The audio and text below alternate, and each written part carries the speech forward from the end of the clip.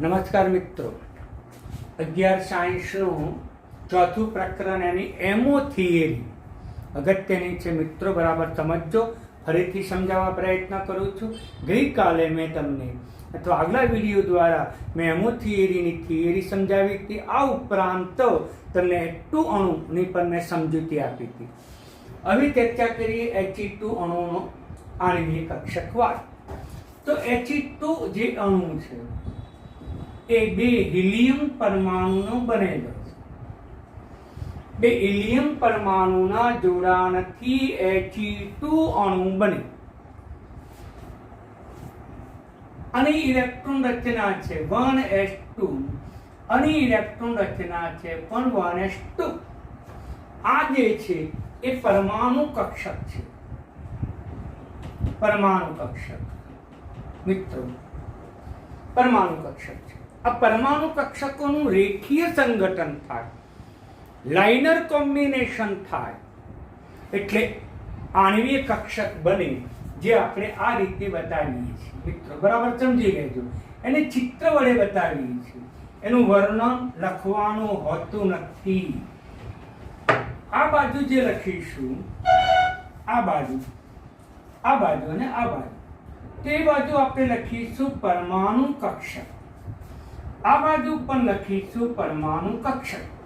આ બંનેનું રેખીય જોડાણ વચ્ચે લખવાની પ્રથા છે અને રેખીય જોડાણથી આણ્વિક કક્ષક બને છે. આણ્વિક કક્ષક છે એને આપણે વર્તુળ વડે દર્શાવવાની જ પ્રથા છે. એ ચાહે પરમાણુ કક્ષક હોય ચાહે આણ્વિક કક્ષક હોય. કેટલી પરમાણુ કક્ષક છે તો કે 2. તો આણ્વિક કક્ષક પણ કેટલી બને તો કે 2. જેટલી પરમાણુ કક્ષક મેં અગાઉના લેક્ચરમાં સમજાવ્યું છે, જેટલી પરમાણુ કક્ષક તેટલી આણ્વિક કક્ષક. તે પૈકીની અડધી નીચી ઉર્જા ધરાવતી કક્ષક, જે આપણે એમ કહીએ છીએ કે બંને કક્ષકોનું સહાયક જોડાણ.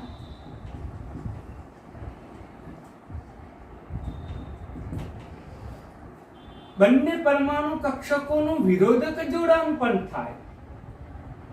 અહીંયા લખીશું વિરોધક જોડાણ. કેટલી પક છે તો કે 2. તો આક પણ કેટલી થઈ? આણ્વિક કક્ષક પણ 2 છે. આ નીચી ઉર્જા ધરાવતી થઈ, જેને આપણે BMO તરીકે ઓળખીશું, અથવા તો તેને સિગ્મા બોન્ડિંગ તરીકે પણ ઓળખવાની પ્રથા છે. Sigma bonding. સિગ્મા બોન્ડિંગ શા માટે? તો કે અહીંયા 1s કક્ષક છે, આ પણ 1s કક્ષક છે અને 1s કક્ષકના જોડાણથી સિગ્મા બંધ બને. સિગ્મા આણ્વીય કક્ષક બને. આ સિગ્માની સંજ્ઞા પણ બંધકારક. અહીંયા વિરોધક જોડાણ છે એટલે બંધ બનતો નથી, એટલે સિગ્મા બોન્ડિંગ સ્ટાર તરીકે આપણે દર્શાવવાની પ્રથા છે. સિગ્મા બોન્ડિંગ સ્ટાર આ રીતે પણ બતાવો, અથવા તો સિગ્મા બોન્ડિંગ આ રીતે પણ બતાવો. અલગ અલગ રીતે રજૂ કરવાની પદ્ધતિઓ છે મિત્રો. પણ બોલાય તો BMO અને બોલાય ABMO. આમ BMO ની શક્તિ આ પરમાણુ કક્ષક કરતા ઓછી, ABMO ની શક્તિ પરમાણુ કક્ષક કરતા વધુ, એટલે ઉપર બતાવે.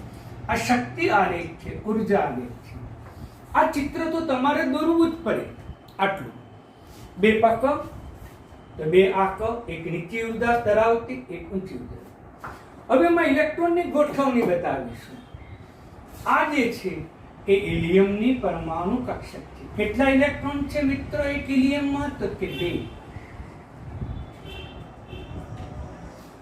બીજો પણ 1s, એ પણ હિલિયમની પરમાણુ કક્ષક છે મિત્રો. એ પણ હિલિયમની પરમાણુ કક્ષક. કેટલા ઇલેક્ટ્રોન છે મિત્રો? તો કે એમાં પણ 2 છે. આમ આના બે કુલ 4 ઇલેક્ટ્રોન.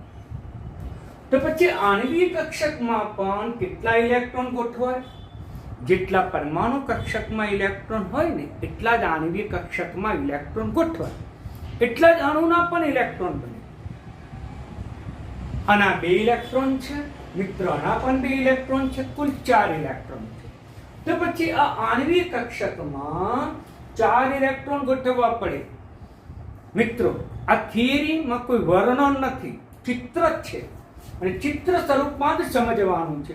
ચિત્ર બધી જ માહિતી આપી દે છે કે ભાઈ આના 2 ઇલેક્ટ્રોન છે, તો કે આના 2 ઇલેક્ટ્રોન છે, કુલ 4 ઇલેક્ટ્રોન થયા અને 4 ઇલેક્ટ્રોન આણ્વિક કક્ષકમાં ગોઠવવા પડે. કોઈ પણ કક્ષકમાં ઇલેક્ટ્રોન ગોઠવવું તો પાછા નિયમો તો આવે. હાઉબાઉનો નિયમ, પાવલોનો નિયમ અને ઉનનો નિયમ. તો સૌપ્રથમ હાઉબાઉના નિયમ અનુસાર ઇલેક્ટ્રોન ક્યાં દાખલ થાય? નીચા ઉર્જા ધરાવતી કક્ષકમાં. પછી પરમાણુ કક્ષક હોય કે પછી આણ્વિક કક્ષક હોય. નીચી ઉર્જા ધરાવતી કક્ષક કઈ? આણ્વિક કક્ષક આ તેમાં 1 ઇલેક્ટ્રોન. હવે બીજો ઇલેક્ટ્રોન ક્યાં દાખલ થાય? તો કે કોઈ પણ કક્ષકમાં 2 ઇલેક્ટ્રોન સમાન વિરુદ્ધ સ્પિન ધરાવતા, એટલે 1 ઇલેક્ટ્રોન અને બીજો ઇલેક્ટ્રોન. અત્યારે કેટલા? 4. 4 માંથી 2 ઇલેક્ટ્રોન ગોઠવાઈ ગયા. હવે 2 બાકી રહ્યા. તો 2 ક્યાં જાય? એના કરતા ઊંચા ઉર્જા ધરાવતી આણ્વિક કક્ષકમાં. પહેલા આપણે પરમાણુ કક્ષક શબ્દ બોલતા હતા, હવે આપણે આણ્વિક કક્ષક બોલવાનું. તો ત્રીજો ઇલેક્ટ્રોન અહીંયા દાખલ થયો મિત્રો, તો ચોથો પણ અહીંયા દાખલ થયો. તો આ આણ્વિક કક્ષકમાં ઇલેક્ટ્રોનની ગોઠવણી થઈ. તેથી He2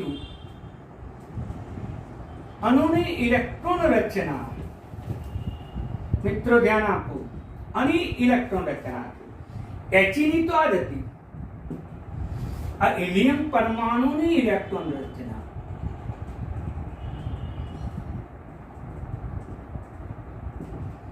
હિલિયમ પરમાણુની ઇલેક્ટ્રોન રચના તો 1s2, જે આપણે અગાઉ વારંવાર શીખતા હતા. પરંતુ હિલિયમ અણુની ઇલેક્ટ્રોન રચના તો બરાબર સમજી લો. તો પહેલું તો ક્યાં ઇલેક્ટ્રોન દાખલ થયા? તો કે આમાં સિગ્મા બોન્ડિંગ. કેટલા ઇલેક્ટ્રોન? તો કે 2. કે 2 લખીશું. સિગ્મા સ્ટાર બોન્ડિંગ છે, એન્ટી બોન્ડિંગ છે, એમાં પણ કેટલા ઇલેક્ટ્રોન? તો કે મિત્રો આ થઈ He2 અણુની ઇલેક્ટ્રોન રચના. મિત્રો બરાબર સમજી લો, અણુની ઇલેક્ટ્રોન રચનામાં sigma bonding, sigma star bonding આવે મિત્રો. આમાં પણ 2 ઇલેક્ટ્રોન, આમાં પણ 2 ઇલેક્ટ્રોન. ઓકે. હિલિયમ પરમાણુની ઇલેક્ટ્રોન રચના છે 1s2. આ પરમાણુ, આ બંધ ક્રમાંકની ચર્ચા કરી. બંધ ક્રમાંક, જેને બોન્ડ ઓર્ડર તરીકે ઓળખીએ છીએ. તો નંબર ઓફ બોન્ડિંગ ઇલેક્ટ્રોન ઓછા number of anti bonding electron ભાગાકારમાં 2. નંબર એટલે સંખ્યા, બોન્ડિંગ બંધકારક BMO માં ઇલેક્ટ્રોનની સંખ્યા, અને આમ પણ લખી શકાય BMO માં ઇલેક્ટ્રોન સંખ્યા ઓછા ABMO માં ઇલેક્ટ્રોન સંખ્યા ભાગાકારમાં 2.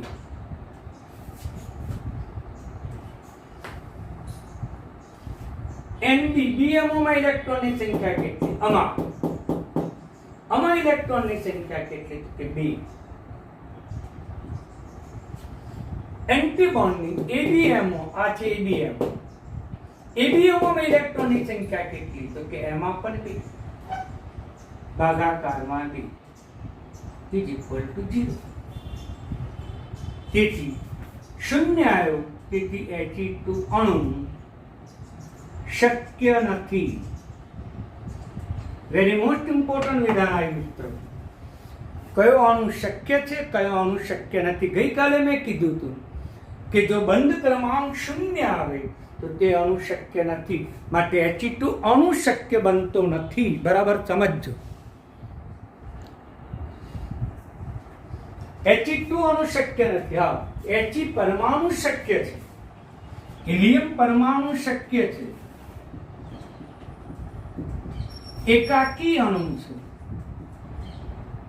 એકાકી પરમાણુ છે. H2 દ્વિપરમાણુ કહેવાય. He2 દ્વિપરમાણુ.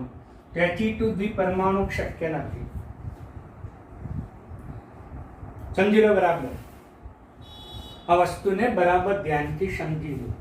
અગત્યનો પ્રશ્ન છે કે He2 અણુ શક્ય નથી, કારણ બંધ ક્રમાંક 0 છે. એની ઇલેક્ટ્રોન રચના પણ મિત્રો મેં તમને બરાબર સમજાવી છે, એટલે ઇલેક્ટ્રોન રચના પણ તમે સારી રીતે તૈયાર કરજો. હવે આપણે લઈએ બીજો પ્રશ્ન. He2+ અણુ ખરો પણ પાછો ધન આયન સ્વરૂપે છે, એટલે શબ્દ વાપર્યો છે અણુ આયન. આપણે H2 લઈએ તો એને આપણે ફક્ત અણુ કહીએ છીએ, એની પર કોઈ વિજભાર નથી. આયન શબ્દ બોલતા નથી, એની પર વિજભાર છે. એટલે અણુ તો સર્જન થયું પણ એની પર ધન વિજભાર આવ્યો, માટે તેને અણુ આયન તરીકે આપણે ઓળખીએ છીએ. દાખલા તરીકે લઈએ NO3 -1, તો એને અણુ કહેવાય, પરંતુ આયન સ્વરૂપમાં રૂપાંતર પામી ગયું.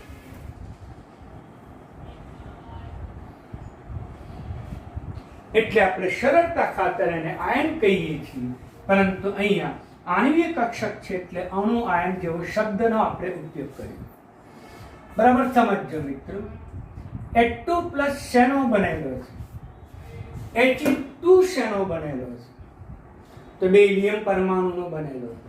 2 + 2, 1 + 1 2. H2 એ પણ 2 હાઇડ્રોજન નો બનેલો છે, પણ ધ્યાન રાખજો એક હાઇડ્રોજન ઉપર પ્લસ વિજભાર છે, બીજો હાઇડ્રોજન તટસ્થ. આ હાઇડ્રોજન પરમાણુ સ્વરૂપે છે, જ્યારે આ હાઇડ્રોજન આયન સ્વરૂપે. આનો પરમાણુ ક્રમાંક 1 છે એટલે ઇલેક્ટ્રોન રચના 1s1 થશે. હાઇડ્રોજન પરમાણુ. હાઇડ્રોજનની ઇલેક્ટ્રોન રચના શું થશે? તો કે 1s0 થશે, કારણ કે H+ એક ઇલેક્ટ્રોન ચાલે ગયો છે. નીટ માટે, જી માટે મોસ્ટ ઇમ્પોર્ટન્ટ પ્રશ્ન છે. હવે આણ્વિક કક્ષકનો ચિતાર દોરવાનો. આ જ ચિત્ર દોરવાનું.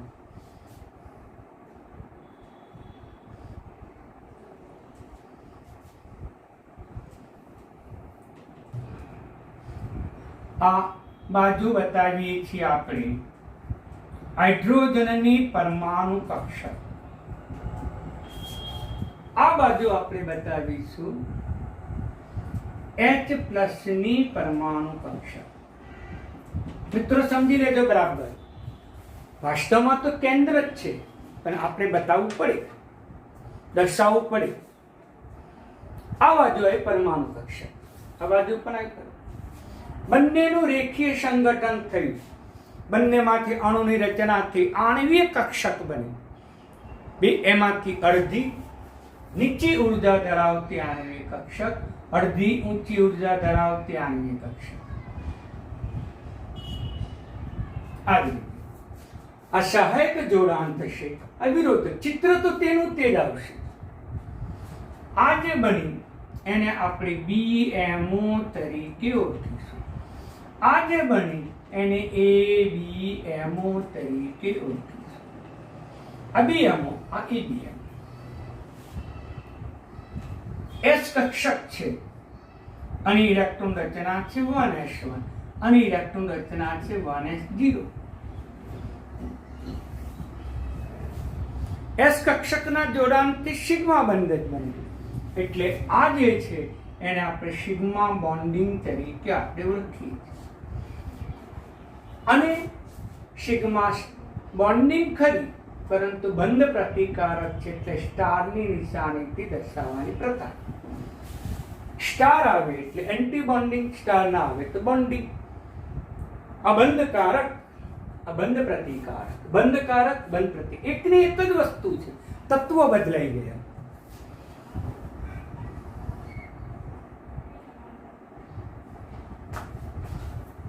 આમાં કેટલા ઇલેક્ટ્રોન છે મિત્રો? તો કે એક જ ઇલેક્ટ્રોન છે. પહેલા પરમાણુ કક્ષકમાં ઇલેક્ટ્રોન ગોઠવો. આમાં કેટલા? તો કે નથી છે, એટલે ઇલેક્ટ્રોન ખાલી.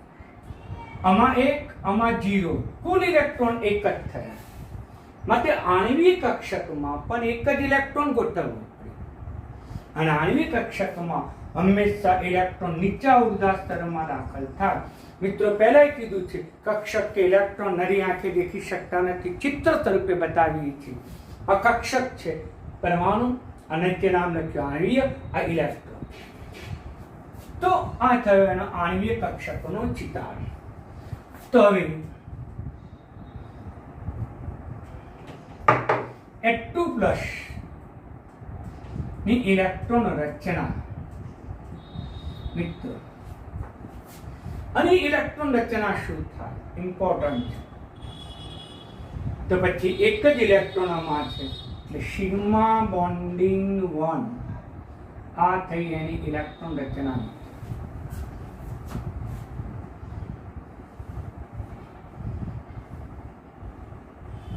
Okay, sigma bonding 1. હવે એનો ગુણધર્મ કયો થયો? આ તો આનું શક્ય જ નથી, એટલે ગુણધર્મની આપણે ચર્ચા જ નથી કરી. આમાં ઇલેક્ટ્રોન અયુગ્મિક છે.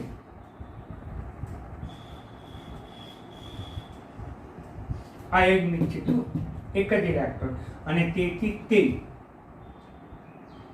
અણુચુંબકીય.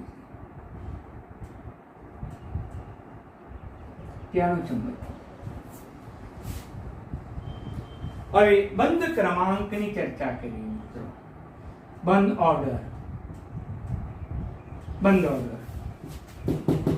આ જ સૂત્ર, બીજું કોઈ નહીં.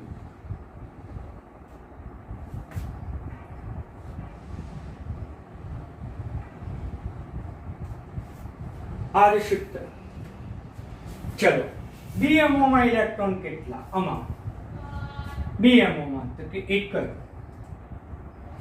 માઇનસ એબીએમઓમાં કેટલા? નથી, 0. ભાગાકારમાં 1/2. ઓકે મિત્રો, તેનો બંધ ક્રમાંક 1/2 થયો. એટલે આ અણુ શક્ય નથી, કારણ કે શૂન્ય છે બંધ ક્રમાંક. જ્યારે આ અણુ શક્ય છે, તેથી H2 અને H+ અડધા ઇલેક્ટ્રોનને પરિણામે બંધ રચાય છે. એટલે આ રીતે એની લુઈસ રચના થઈ. આ H+ ધન આયન, આ H તટસ્થ, H ધન આયન, H આયન અને H પરમાણુ વચ્ચે એક જ ઇલેક્ટ્રોનની ભાગીદારીથી બંધ રચાય છે, જે સ્થાયી છે. પરંતુ અણુનું થોડા ઘણા પ્રમાણમાં પણ આના કરતા સ્થિરતા ધરાવે છે. ઓકે મિત્રો, હવે આપણે આની ચર્ચા કરીએ. આવડે તો આ પણ આવડે મિત્રો, સહેલું છે બિલકુલ. વિચારો કઈ રીતે થશે.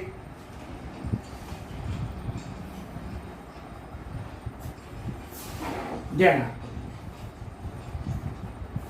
તો હિલિયમ, તો He2 અણુ આયન શેનો બનેલો છે? તો 2 હિલિયમ પરમાણુનો બનેલો. 2 હિલિયમ પરમાણુ, પણ એક પૈકી એક ધન આયનનો બનેલો છે. એક ધન આયનનો.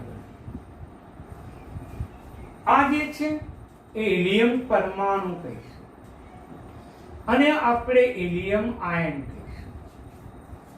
હિલિયમ પરમાણુનો પરમાણુ ક્રમાંક 2 છે. આપણે અગાઉ શીખી ગયા તે મુજબ હિલિયમનો પરમાણુ ક્રમાંક 2 છે, એટલે એની ઇલેક્ટ્રોન રચના થશે 1s2. આ પરમાણુ કક્ષકમાં ઇલેક્ટ્રોન રચના છે. આની અંદર +1 એક ઇલેક્ટ્રોન ચાલ્યો ગયો છે, અને એક ઇલેક્ટ્રોન ચાલ્યો ગયો એટલે ઇલેક્ટ્રોન રચના બનશે 1s1. મિત્રો 3 એ 3 અઘરા છે, સમજજો બરાબર. 3 એ 3 ની કમ્પેરિઝન મેં તમને સમજાવી છે, બરાબર સમજજો. ચિત્ર તો એનું એ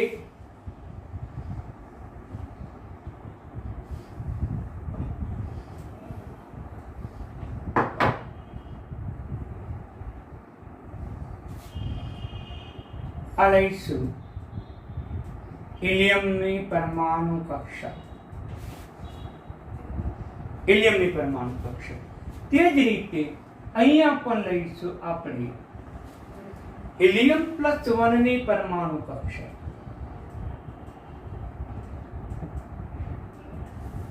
આની પરમાણુ કક્ષક લીધી આપણે, આની પરમાણુ કક્ષક. એક ને એક ચિત્ર છે. પૂરક જોડાણ થાય, સહાયક જોડાણ થાય, નીચી ઉર્જા ધરાવતી, વિરોધક જોડાણ થાય, ઊંચી ઉર્જા ધરાવતી. અને આપણે લખવાનું BMO, અહીંયા લખવાનું ABMO. મિત્રો આ તો તમને વારંવાર દોરશો એટલે એક પ્રકારનું ગોખાઈ જશે. અને લખાય સિગ્મા બોન્ડિંગ, અને લખાય સિગ્મા સ્ટાર બોન્ડિંગ. આટલું તો લખી જ નાખવાનું. હવે આમાં ઇલેક્ટ્રોન ગોઠવવાના છે હિલિયમની પરમાણુ કક્ષક. કેટલા ગોઠવવાના? તો કે 2. 1 અને 2.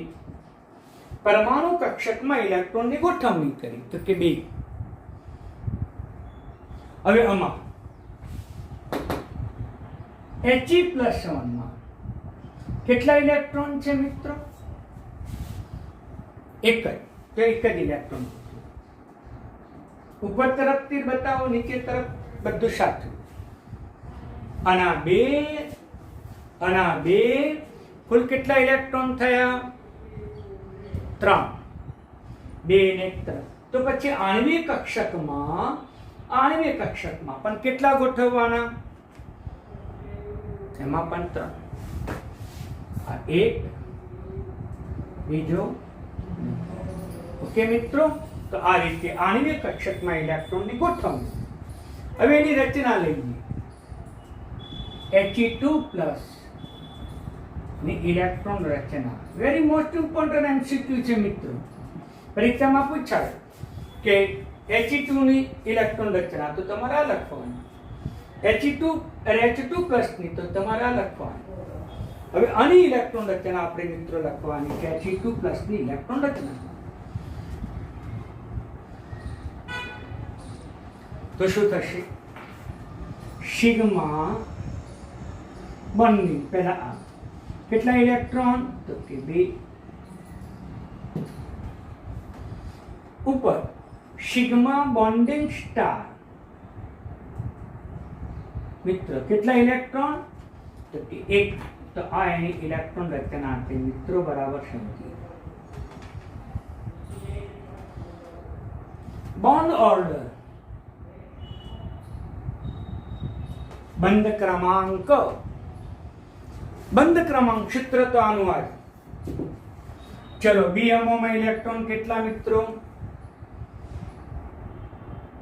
તો BMO ટકા 16. આ BMO. તો BMO માં 2 ઇલેક્ટ્રોન ઓછા, માઇનસ અથવા માઇનસ. ABMO માં ઇલેક્ટ્રોન કેટલા?